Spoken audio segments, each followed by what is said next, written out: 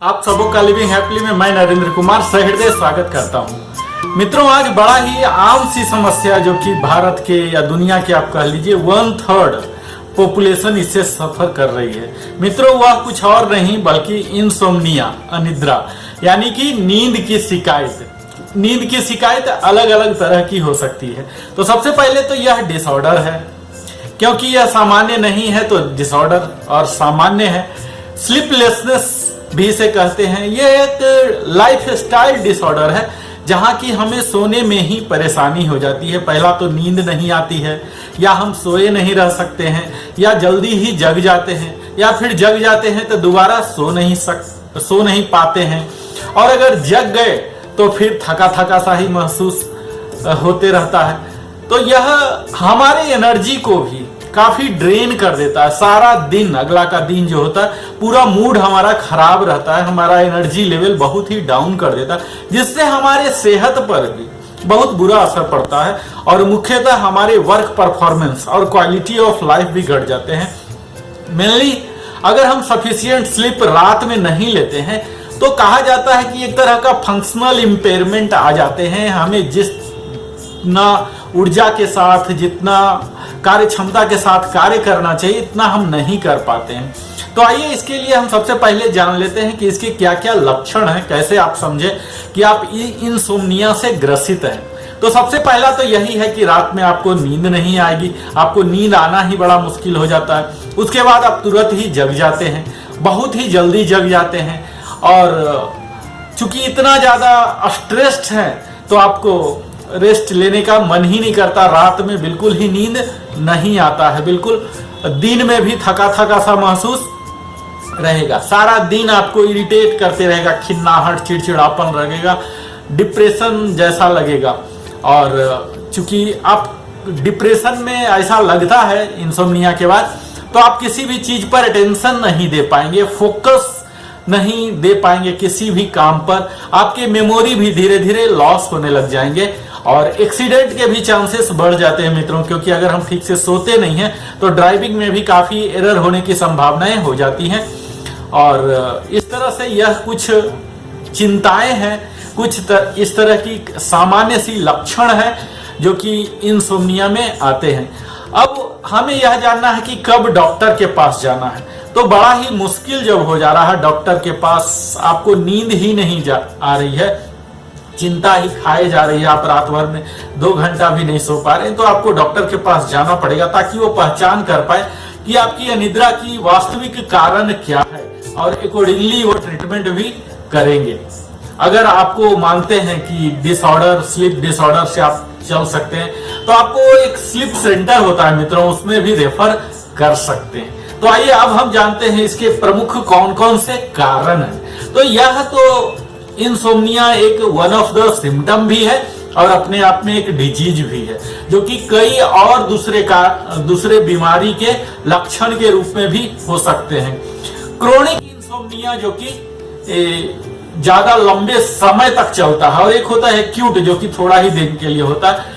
तो जो chronic insomnia है ये यूजुअली हमारे स्ट्रेस के कारण होते हैं, हमारे लाइफ इवेंट्स ऐसे हो जाते हैं, हमारे हैबिट्स ऐसे बन जाते हैं जिसके कारण हमारे स्लीप डिस्टर्ब हो जाते हैं। हम उन एंजाइटी को ठीक से रिजोल्व नहीं कर पाते हैं, और यह कई बार कई साल तक भी चलते रहते। तो इस तरह से हम कह सकते हैं कि यह भिन्नाहट, चिड़चिड़ापन, एंजाइटी, डिप्रेशन, अवसाद, विषाद, हम ओवरलोड में रहें, ओवर वर्क करें, मेंटल स्ट्रेस लें, आपकी कोई बड़ी बीमारी हो गई हो, या हाई ब्लड प्रेशर हो, आपको एसिडिटी का और गैस के, इंडाइजेशन के प्रॉब्लम हो, या लेट नाइट तक आप मसालेदार खाना खाते हैं, लेट से सोते हैं और बड़ा ही फैटी फूड खाते हैं, एक्सेस कंजम्पशन ऑफ अल्कोहल या कैफीन लेते हैं, तो यह सब प्रमुख कारण में आते हैं इंसोम्निया के। मित्रों, इंसोम्निया हमारे करता क्या वास्तविक रूप से, यह हमारे शरीर के बायोलॉजिकल क्लॉक को बिल्कुल तहस नहस कर देता है। मित्रों, आपको मैं बताऊं कि बायोलॉजिकल क्लॉक यह सुप्राचियस्मेटिक न्यूक्लियस है जो हाइपोथैलेमस में हमारे मस्तिष्क के अंदर होते हैं, इन्हें खराब कर देता है। और यही वो है जो हमारे, यही बायोलॉजिकल क्लॉक है जो कि कंट्रोल करता है सीरेडियन रिदम को। यह 24 घंटा टाइम कीपर है हमारे शरीर का। जब इंसोम्निया से हम ग्रसित हो जाते हैं करीब 1 महीना से भी ज्यादा, तब हमारे बायोलॉजिकल क्लॉक यह पूरी तरह से इसे विक्षुब्ध कर देता है, डिस्टर्ब करता है, और इसी के कारण हमें काफी थकावट लगते रहता है और ब्रेन भी डिजेनरेट होने लग जाता है। हम प्रोडक्टिव कार्य कर ही नहीं पाते हैं, हमारे मेमोरी लॉस हो जाते हैं, और कई बार तो देखा जाता है कि इसके कारण ड्राइविंग में भी एक्सीडेंट हो जाते हैं। तो मित्रों, इंसोम्निया को भगाने के लिए लिविंग हैप्पीली जैसा हमेशा प्रमोट करते रहता है, आप आसना प्राणायाम करें, जिसके की फायदा मैं यहाँ बता रहा हूँ, और कौन कौन से आसन करने हैं इन्हें मैं विस्तार में अगले वीडियो में लूंगा। तो आसन और प्राणायाम करेंगे तो इनके लाभ मैं बता दूं ताकि आप जागरूक हो सके। यह हमारे पीनियल ग्लैंड को स्टिमुलेट करता है और हाइपोथैलेमस इंक्रीज कर देता है मेलाटोनिन नाम के जो हार्मोन्स हैं उन्हें, जो कि पीनियल ग्लैंड से ही स्राव होते हैं, और यह हमारे साउंड स्लीप को, घोर निद्रा की प्रमोट करते हैं। इनके साथ ही हम अगर करते हैं तो इंसोम्निया भी एलिविएट हो जाते हैं। नर्वस सिस्टम को बड़ा ही आराम मिलता है, हमारे ब्लड सर्कुलेशन में सुधार आ जाता है, हमारे निगेटिव थॉट्स अपने आप जाने लगते हैं, कई भावनाएं हो जाती हैं निगेटिव भावनाएं, वो सब भी निकल जाते हैं, और हमारे मस्तिष्क को भरपूर शांति मिलता है, और यही शांति को प्रमोट करता है यह योगासन और प्राणायाम। मित्रों, आपको मंत्रा चैंटिंग भी करना चाहिए। मंत्रा चैंटिंग से क्या होता है मित्रों, या मेडिटेशन आप कर लीजिए, यह इसे एक इफेक्टिव औजार, हथियार माना जाता है, जो कि हमारे मस्तिष्क को पूर्णतः तरोताजा करता है और मस्तिष्क को बिल्कुल विश्राम देता है। मित्रों, कई तरह की आसना मैं बताने जा रहा हूं अगले वीडियो में, जो कि आप अलग अलग सीक्वेंस से अपने एज और फिटनेस कंडीशन से कीजिए, जो कि मुख्यतः आपके मस्तिष्क को और पीनियल ग्लैंड को एक पोषक तत्व उपलब्ध कराएगा, जो कि एंजाइम्स के स्राव से होगा, और इसके साथ ही हमारे मेलाटोनिन नाम की जो एंजाइम्स है, जो कि मुख्यतः साउंड स्लीप के लिए रिस्पॉन्सिबल होते हैं रात में, उनका स्राव बढ़ा देगा। आप प्रतिदिन कीजिए योगासन, और यह ध्यान दीजिए कि सकारात्मक मनोभाव से कीजिए। इसके साथ ही मैं आपके लिए कुछ सलाह भी लाता हूं मित्रों हमेशा। तो आप एक अगर स्वस्थ जीवन शैली अपना लें तो अपने आप ये इंसोम्निया छूमंतर हो जाएगी। इसके लिए हमें क्या करना है, एक गुड स्लीप हैबिट, आपको एक हैबिट डेवलप करना है कि कब हमें सोना है, कब हमें जगना है। स्पेशली जगने का समय आपका बिल्कुल तय होना चाहिए। अगर मित्रों आपने ठान लिया कि ब्रह्म मुहूर्त में जगना है, 4 o'clock, 5 o'clock, अगर आप संकल्प करके 15 दिन भी जग गए तो आगे से फिर प्रॉब्लम नहीं होगा। और चूंकि अब आप जगने को संकल्पित हैं तो सोने को भी अपने आप संकल्पित हो जाएंगे। अगर आप लेट से भी सोएंगे तब भी जग जाएंगे, और आपके माइंड को सिग्नल जाएगा कि हमें जल्दी जगना है, इसलिए आपको जल्दी नींद भी आ जाएगी। मित्रों, अपने बेड टाइम को और वेकअप टाइम जो कहते हैं, इसे बड़ा ही कंसिस्टेंट रखना चाहिए। ज्यादा उतार चढ़ाव नहीं होना चाहिए, चाहे वीकेंड हो या वीकडेज हो। आप 5-10 मिनट ऊपर नीचे रख सकते हैं। इसके साथ ही हमें एक्टिव होना है, रेगुलर कोई ना कोई एक्टिविटीज करना है, अपने आप को इन्वॉल्व करना है, कोई स्पोर्ट्स में, वॉकिंग में, योगासन में, एक्सरसाइज को, जो कि हमारे शरीर को थका देता है, मसल को थका देता है, और जब थक जाएंगे तो स्वाभाविक है अच्छी स्लीप आ जाएगी। और मेडिकेशन अगर करना है इंसोम्निया के, जो कि मैं तो सलाह नहीं दूंगा, बिना डॉक्टर के करना नहीं होता है, इसे बिल्कुल ही अवॉइड कीजिए, क्योंकि कई आदमी होते हैं हैबिचुएटेड हो जाते हैं स्लीपिंग पिल लेने के, जिसके कई साइड इफेक्ट होते हैं, तो आप इसे अवॉइड ही कीजिए। आप सुबह में ब्रिस्क वॉक के लिए जाइए, आप योगा प्रैक्टिस या एक्सरसाइज करते हैं उससे पहले, और कैफीन, अल्कोहल जिसमें निकोटीन है, ये सबको तो बिल्कुल परित्याग ही कर दीजिए। बेडरूम को बिल्कुल आप कंफर्टेबल रखिए, जैसे कि सिर्फ सोने के लिए, स्लीपिंग एंड स्लीपिंग के लिए ही सिर्फ इस्तेमाल होना चाहिए बेडरूम। और ऑफिस के काम या और कोई स्टडी के लिए नहीं। आपको बेडरूम में पहुंचते ही पता चल जाए कि हमें सोना है, आपके बॉडी को यह महसूस हो जाए, यह सिग्नल जाने लगे और फिर नींद आ जाएगी। आप एक रिलैक्सिंग बेड टाइम रिचुअल्स बना लीजिए मित्रों, जैसे कि एक बात ले सकते हैं, शावर ले सकते हैं, या कुछ पढ़ लीजिए नोवेल, या कुछ गाना सुन लीजिए, कुछ ऐसा कीजिए जिससे बोरियत हो जाए, और बोरियत हो जाए तो नींद भी आने लग जाएगी। पर ऐसा कदापि न करें कि आप मीडिया में कोई ऐसा वीडियो देख रहे हैं जो कि आपको ज्यादा ही उत्तेजित कर दे रहा है, ज्यादा ही मोटिवेट कर दे रहा है, ज्यादा ही किसी और चीज के लिए प्रेरित कर दे रहा है, तो वही कुकी चलते रहेंगे और फिर रात में सोने में मुश्किल हो जाएंगे। आप अपने आप को सकारात्मक बनाएं, इस तरह का कुछ ना पढ़ें जो आपके मन में उत्तेजना पैदा करे। अगर संभव हो सके तो आप तैरने जाइए, अगर नदी है, स्विमिंग पूल है, जो कि हमारे हाइपोथैलेमस को मित्रों बिल्कुल तरोताजा करते हैं। और जैसा कि मैं बताते रहा हूं, हमेशा अपने बॉडी को हाइड्रेटेड रखिए, कम से कम 15 गिलास पानी हमेशा पीजिए, जो कि आपके मेंटल स्ट्रेस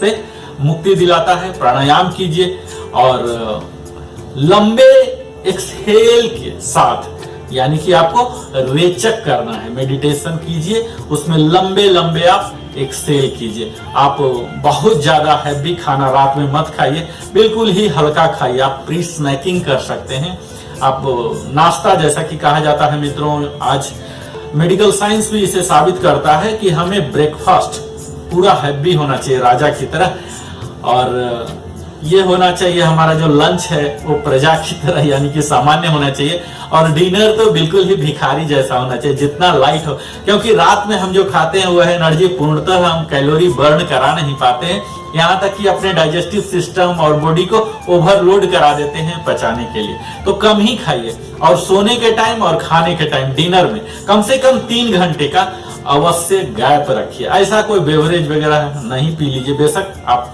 थोड़ा सा गर्म दूध हल्दी डाल के पी सकते हैं, जो कि अच्छा नींद दिलवाता है। आप यह भी कर सकते हैं कि सोने से पहले 20 मिनट का ध्यान कर लीजिए, जो कि आपके स्लीपिंग आवर को ही लेगा और बिल्कुल चुस्त दुरुस्त आपको करा देगा, अनिद्रा की शिकायत कभी भी नहीं हो जा। आपका बेडरूम मित्रों बिल्कुल क्लटर फ्री होना चाहिए, कुछ भी अगड़म बगड़म, कुछ भी बेकार की सामान उसमें नहीं होना चाहिए, ताकि ज्यादा से ज्यादा ऑक्सीजन वहां रह सके। इसके साथ ही वह साफ सुथरा हो, शांतिपूर्ण हो, इस तरह की कोई शोर शराबा आपके शयन कक्ष में नहीं होना चाहिए। आप रेगुलर स्लीप रूटीन को डेवलप कीजिए, और मैं तो कहूंगा कि आप रात के 9 बजे ही सो जाइए और सुबह में 5 बजे जग जाइए, 4 बजे जग जाइए। आप ज्यादा उत्पादक रहेंगे, क्यों टीवी में और मोबाइल में समय बर्बाद कर रहे हैं, आप उत्पादक होके सुबह में ज्यादा काम कर सकते हैं। इस तरह से थोड़ा सा आप कैलोरी को कंट्रोल कीजिए, स्पेशली डिनर के टाइम में लो कैलोरी खाइए, ज्यादा आप फाइबरस खा सकते हैं, कम ही खाइए। और इस तरह से ये सब कुछ सामान्य सी बातें हैं मित्रों। आपको होल ग्रेन्स खाना है और पल्सेस खाना है, साबुदाने खा लीजिए, जितना ज्यादा से ज्यादा आप खा सकते हैं। मैग्नीशियम, कैल्शियम, विटामिन बी से भरपूर उन सभी चीजों को आप खाइए। ग्रीन टी वगैरह या हर्बल टी आप पी सकते हैं, जो कि आपके मस्तिष्क को तरोताजा करता है। आप अल्कोहल, टोबैको को तो बिल्कुल ही ना कर दीजिए, क्योंकि यह हमारे सोने की एबिलिटी को बर्बाद कर देता है मित्रों। कैफीन, जैसे कि ब्लैक टी हुआ, कॉफी, सोडा और कुछ तरह के ऐसे दवाएं भी होते हैं जिनके कारण हमें इंसोम्निया हो जाते हैं। तो इन सब चीज को तो बिल्कुल ही ना कर दीजिए। और यह भी मैं कह दूं कि भूखे कभी सोने का प्रयास न कीजिए, क्योंकि कई बार ऐसा होता भूख के कारण नींद नहीं होता, और कई बार हैवी स्टोमक के कारण भी नींद नहीं होते। तो ये सब तो कुछ आम सी है जो कि आप अपने जीवन शैली में छोटा सा थोड़ा सा ही परिवर्तन करके इंसोम्निया पर नियंत्रण पा सकते हैं। इसके साथ ही आप कपालभाति प्राणायाम कीजिए, दिन में सुबह में ही कर लीजिए जगते के साथ, जिससे कि आपके शरीर के फटीग जितने भी हैं सब हटा देगा और आपके मस्तिष्क को तरोताजा करेगा। इसके साथ ही मेंटल स्ट्रेस को खत्म कर देगा। और आप नाड़ी शोधन कर सकते हैं, जो कि हमारे शरीर के नर्व्स को, सारे नर्व्स मित्रों जो कि सिग्नल लेके जाता है, उसे रिलैक्स करता है और हमारे बैलेंस करता है उन हार्मोन को। कई बार आप सुनते होंगे कि बैलेंस नहीं हो पा रहा है हमारे हार्मोन्स, तो ये बैलेंसिंग एक्ट यहाँ से आता है नाड़ी शोधन, और हमारे भावना को स्टेबलाइज कर देता है, बिल्कुल स्थिरता प्रदान करता है, और हमारे मस्तिष्क को भी शांति देता है। इसके साथ ही आप भ्रामरी प्राणायाम भी कर लीजिए, जो कि आपके मस्तिष्क को तो तरोताजा करता ही है, इसके साथ ही आपके मस्तिष्क पर किसी भी तरह का दबाव है, तनाव है, चिंताएं हैं, इन सभी को हटा के एक साउंड स्लीप, घोर निद्रा आपको दिलाता है। तो मित्रों, यह तो कुछ सामान्य सी प्राणायाम है, योगासन के फायदे हैं। हमने बताया कि इंसोम्निया क्या है, उसके प्रमुख ये क्या है, सिम्टम क्या है। इसी तरह से और भी कई कारण हैं मित्रों, जिसके कारण हमारे बायोलॉजिकल क्लॉक डिस्टर्ब हो जाते हैं, जो कि जेट लैग है। हम कई बार अलग अलग टाइम जोन के में जाते हैं, एयर की सफर करते हैं, और उसके कारण हमारे जेट लैग हो जाते हैं, जो कि कई समय 2 दिन, सप्ताह भर भी लग जाता है वहां के टाइमिंग के अनुसार हमें सेट होने में। तो यह भी एक अनिद्रा के कारण, क्योंकि वहां का टाइम जोन अलग है, हमारे बॉडी के बायोलॉजिकल क्लॉक को सेट होने में काफी समय लग जाता है। कई बार ऐसा भी हो जाता है मित्रों कि हम नाइट शिफ्ट कर रहे हैं, डे करने लग गए, डे कर रहे हैं तो नाइट कर रहे हैं, इस तरह से हमारे स्लीप साइकिल चेंज हो जाते हैं। तो ये सब भी कारण हो जाते हैं कई बार, और कई बार ब्लाइंडनेस हो जाते हैं, ब्लाइंडनेस भी कारण हो जाते हैं। अगर आपकी आंख खराब है तो उन लोगों के आंख में ये रिकॉग्निशन नहीं हो पाता कि कब दिन है और कब रात है, तो इस तरह से उनके बायोलॉजिकल क्लॉक भी खराब हो जाते हैं मित्रों। तो यह तो कुछ आम सी बात है इंसोम्निया की। मुझे लगता है यह आपके लिए पर्याप्त होगा, और मुझे पूरी उम्मीद है कि आप इस अनिद्रा का शिकायत न पालें, बशर्ते आप एक खूबसूरत सा ब्यूटीफुल लाइफ स्टाइल को एडॉप्ट कीजिए, उनमें आप योगासन कीजिए, एक्सरसाइज कीजिए, अपने शरीर को थका दीजिए, किसी भी तरह की वरी को मत ले जाइए, और बेडरूम सिर्फ स्लीप एंड स्लिप के लिए इस्तेमाल होना चाहिए, वहां मोबाइल का कोई भी स्थान नहीं होना चाहिए। हम कई बार कई काम भी बेडरूम से करने लग जाते हैं, तो हमारे शरीर भी कंफ्यूज हो जाता है कि बेडरूम में हम सोने आए हैं या काम करने आए हैं। तो बेडरूम को एक्सक्लूसिव सिर्फ स्लीपिंग के लिए इस्तेमाल कीजिए। तो यह कुछ वैल्यू एडिशन है मित्रों। मुझे पूरी उम्मीद है जो लोग इंसोम्निया से ग्रसित होंगे, जिनके कुछ थोड़ा बहुत लक्षण आ रहे होंगे, उन्हें फायदा करेगा। जिन्हें तनिक भी इंसोम्निया का शिकायतें हैं, वह भी प्रिवेंटिव मेजर्स की तरह लेंगे कि कभी दोबारा ऐसा हमें ना हो जाए। तो आप हमारे साथ इस वेलनेस सीरीज में बने रहे, जहां कि हम अलग अलग तरह के कई तरह के वीडियो लाते रहते हैं मित्रों। आज हमने इंसोम्निया का लाया। इसके साथ ही मैं आपको बता दूं मित्रों, जाते जाते कि इसके काउजेज में, जो इंसोम्निया के कॉमन काउजेज हैं, इनमें स्ट्रेस आते हैं। हमारे शरीर कई तरह के स्ट्रेस लेते हैं, हम अपने वर्क शेड्यूल को चेंज कर देते हैं, जेट लैग है, हमें कई आदमियों को पुअर स्लीप हैबिट हो जाते हैं, वो ठीक से सो ही नहीं सकते, ज्यादा खा लेते हैं, कम खा लेते हैं, और कई बार मेंटल हेल्थ डिसऑर्डर भी कारण बन जाते हैं, और दवा खाते हैं, मेडिकल कंडीशन होता है। तो इस तरह से कई हमारे स्लीप पैटर्न चेंज हो जाते हैं। कई लोगों को जगह बदलने से भी प्रॉब्लम हो जाते हैं, हमारे एक्टिविटीज अगर बदल गए हैं, ज्यादा ही दवा आप खा रहे हैं, तो इस तरह से ये सब भी कारण बन जाते हैं मित्रों। इसके साथ ही इसके अगर रिस्क फैक्टर को देखें तो यह और भी कई बीमारियों को भी ला सकता है। तो मुझे पूरी उम्मीद है, यह वीडियो बहुत ही लंबा हो गया और स्वाभाविक है, आपको बहुत ही फायदा मिला होगा। आप हमारे साथ अंत तक बने रहे, इसके लिए बहुत बहुत धन्यवाद नरेंद्र कुमार की ओर से। और फिर मिलते हैं एक पावरफुल वीडियो के साथ।